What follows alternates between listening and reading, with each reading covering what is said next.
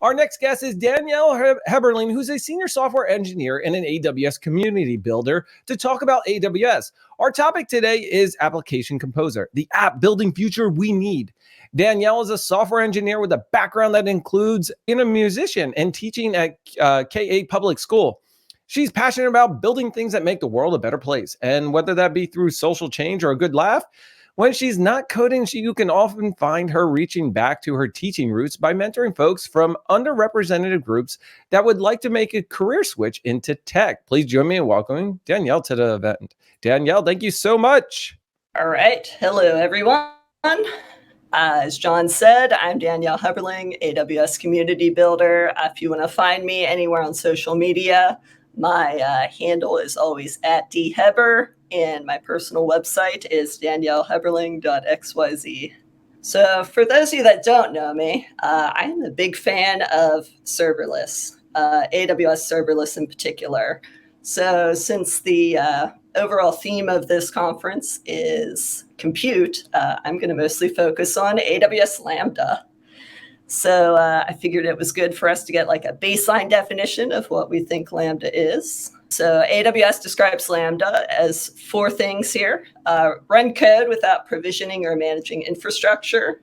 You can simply write and upload the code as a .zip file or a container image. It automatically responds to code execution requests at any scale, from a dozen events per day to hundreds of thousands per second. You can save costs by paying only for the compute time that you use by per millisecond, instead of provisioning infrastructure upfront for peak capacity.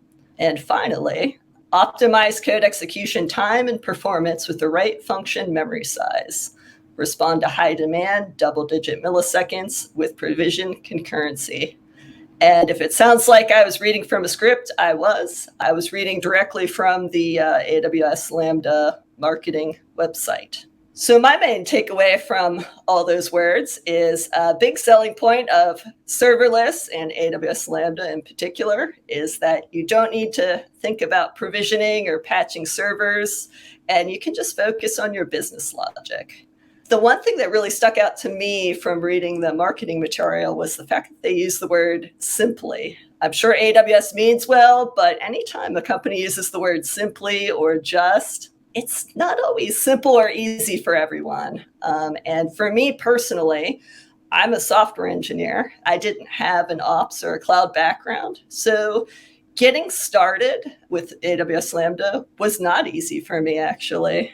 I knew how to write the code for the function, but the first question that I had was, how can I easily deploy this? And how can I tell others on my team how to deploy this so they can do a code review and make sure what I wrote works? And one of the answers to that, as the best practice, is to use infrastructure as code. And IAC is really great because you have a deployable written representation of your resources. And it's good for a team because you can share those templates, or in some cases it's code, with other people on your team. I would also argue that it's great for individuals. I use it for my own personal projects, not only to see what's up in the cloud, but also I use it as an easy way to tear down things, just to make sure all my stuff that I'm not using gets properly removed. Mistakes happen, stuff breaks, we're all humans. So if you have an inversion control, even better, because you can revert to a previous version of your infrastructure. Clicking through the console for multiple environments, most companies that I've worked at would have, like dev, staging, prod, and going through all the steps of clicking through the console in the right order with the right settings can be challenging to do multiple times. So just having that deployable template of YAML or other types of code, running a CLI deploy command with that artifact makes it way easier to do it across different AWS regions and accounts. Although I will have to say, I was completely new to all of this when I started. This is maybe about 5 years ago for me. I did have some challenges with getting started. Specifically, getting getting my infrastructure as code right for all of my individual resources. So like in my stack, I have, a Lambda function. And a big part of Lambda is connecting multiple resources together a lot of times. Sometimes you might have like an SQS trigger. Sometimes that Lambda might be talking to an SQS queue or a DynamoDB table, S3, any other AWS managed service word salad you want to add in here. So the other challenge that I had was connecting these resources together with infrastructure as code. More specifically, getting the right IAM policies for my individual resources. I wanted to follow the best practice principle of least privilege, meaning that I give all my resources the minimum amount of privilege that they need. Because if you just do star permissions or administrator access, that can open you up to some vulnerabilities. Security is very important. Another aspect that I had problems with connecting resources together was event triggers for my Lambda function. And finally, a lot of times Lambda functions will talk to other resources. So with the example of, say I have a Lambda function that talks to a DynamoDB table using the AWS SDK within that Lambda function. That Lambda function needs to know my table name in order to make calls on the table. So that's what I mean by this third point here.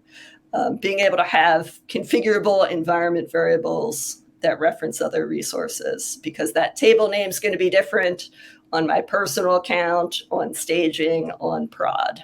Despite the challenges, though, I will say that one of the things that I really love about cloud and serverless is that it really does democratize being able to set up infrastructure for us devs.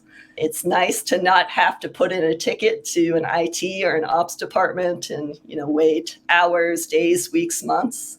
I can just go into AWS and get that set up on my own. So that's really wonderful. But with infrastructure as code, a lot of time you're writing YAML. There are other solutions out there that don't involve writing YAML, but it turns out, not all developers really like writing lots of YAML. Some developers, myself included, when I first got started, was excited about writing, the TypeScript or the Python or whatever for my Lambda function. Not so excited about looking at this all day. So I started looking around for a solution because I do see the importance of being able to deploy that stuff, because without it up there, you don't have an application. And there was a big want for wanting to have a visual designer, being able to drag and drop resources and have it generate infrastructure as code. And I looked around thinking, surely AWS has figured this out. And I found this thing called CloudFormation Designer. And you can try it yourself. This is my own opinion. Personally, for me, it really wasn't a great experience. So I kept looking, and I found this company, Stackery, in my local town of Portland, Oregon. And part of what they were building was just that, a visual designer. And I liked what they were doing so much that I joined them as an employee. And long story short, Stackery ended up getting acquired by AWS, and the initial work of my team became a new AWS service announced in the last reInvent, November 2022 by Werner Vogel's AWS Application Composer.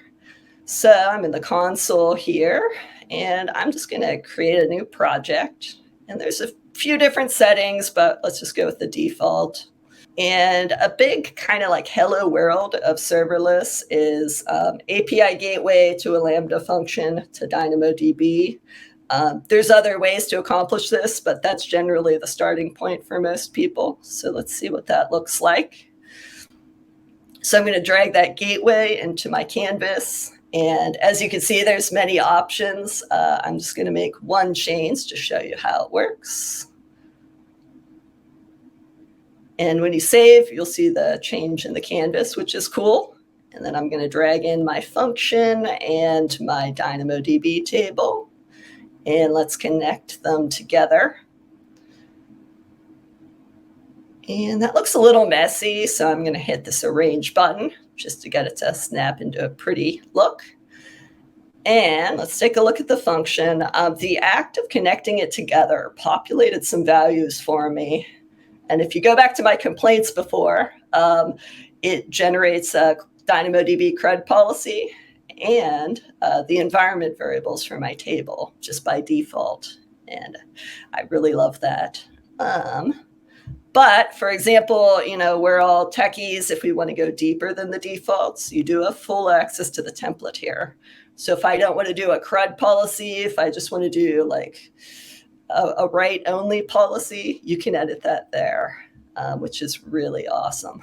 So that's my quick walkthrough. So it just recently went GA, but I will say I do have a small wish list of features that I would love to see. First off, definitely VPC. That was something that we had at Stackery. And it was super helpful if you need something like RDS or OpenSearch, any resource that requires a VPC. For those of you that may have written VPCs in YAML, it's not a good time. So looking forward to hopefully seeing that. And then along the lines of VPC and compute, I would love to see Fargate added. Yeah, you can just read the rest of them there. GraphQL, I love GraphQL. And then I would love to see a one-button push deployment from the console. Currently, you can do this with the SAM CLI, and it's a decent experience. But sometimes you're just in a hurry or you're new or something. Could be easier that way. And then finally, I would love to see a way to experience the canvas outside of the console, because some companies do have compliance requirements. Would love to see like maybe a VS Code extension or something. That would be cool. Here's a quick summary of what we covered. AWS Compute, mostly Lambda. Talked about some challenges of getting Lambda set up with infrastructure as code. Application Composer is a solution that you can use. So we chatted about that a little bit. And finally, I'd say AWS Application Composer is great if you're just getting started. It's also great if you are already an experienced YAML engineer and you just want to move faster.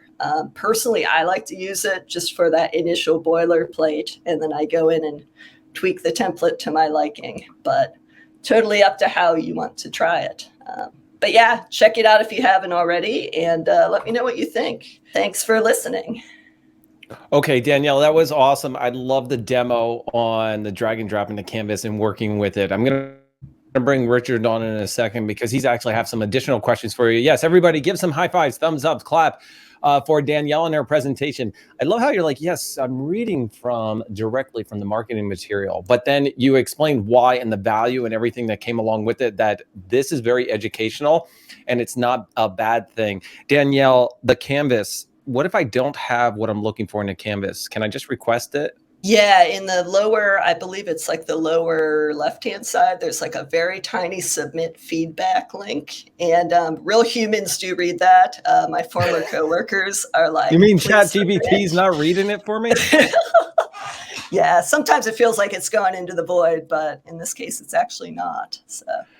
Nice. Okay. So everybody, please drop some questions in the chat for Danielle, which you're going to try to get to him, but I'm also going to bring Richard on. I'm going to ask my last question while we give Richard a chance to jump in and do his closing remarks. This one's here from the audience. And, does this work with Lambda layers? And how can I share code across multiple functions? Yeah, Lambda layers probably would be your best bet if you have like a common library or something that you want to use. They do have a draggable Lambda layers, and you can connect that layer to multiple functions in the canvas. And AWS SAM will actually package and deploy the layer for you properly, which is really nice. Richard, thanks for joining me again. I know you have some questions for Danielle. You can also do some of your insights for that. And then we're going to get things going. We're going to do our swag again. So make sure you have your phones. If you don't have a phone, you can scratch off on the screen and share it out. Richard, it's all yours. Fantastic. Well, thank you, Danielle. Hope you can hear me okay. Yeah, I really appreciate the presentation. I think this is kind of some of the advanced stuff that we're sort of seeing. And it's wonderful to kind of both see the serverless capability, but kind of doing that from a almost a kind of a low code, no code sort of approach. that you guys have kind of put together. So a couple of questions kind of came up as you were presenting. Event-driven architecture, that's a really important one. And I think it's kind of slightly different from how people sort of perceive, when they kind of do code. Can you kind of give us like a 20-second sort of description of that? Yeah, totally.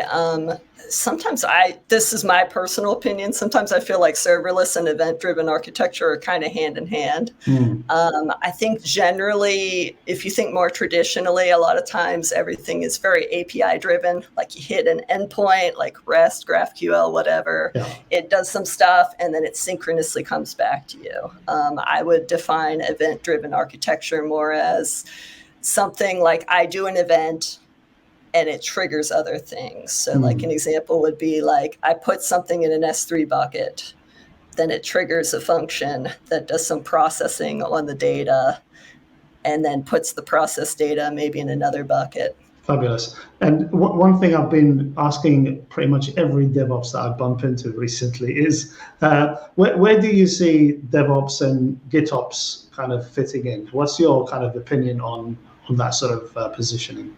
Yeah, I think they go hand in hand. I can only speak for myself working at like smaller startups.